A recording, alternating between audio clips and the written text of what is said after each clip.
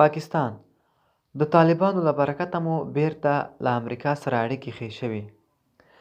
پاکستان وایي له طالبانو سره د امریکایي مقاوماتو د مذاکراتو پیلېدو وروسته یې له امریکا سره اړیکې ښې شوې دي. د پاکستان د بهرنیو چارو وزیر شاه محمود قریشي وایي وروسته له دې چې د امریکا او طالبانو ترمنځ یې د مذاکراتو زمینه برابره کړې، نو له امریکا سره یې اړیکې ښې شوې دي چې په همدې لړ کې به عمران خان واشنګټن ته سفر کوي. قریشي ویلي چې په دې سفر کې به د دوه اړخیزو اړیکو پر لا ښه کېدو بحثونه وشي. قریشي دغه راز ویلي چې د امریکا او طالبانو ترمنځ د افغان سولې په اړه واحد نظر رامنځته شوی دی او دا مسله به په افغانستان کې د سولې سبب شي. هغه ویلي چې دوی په سیمه کې د امنیت او سولې لپاره خپل پلانونه له امریکایي لوري سره شریک کړي دي او دوی هم مثبت نظر لري.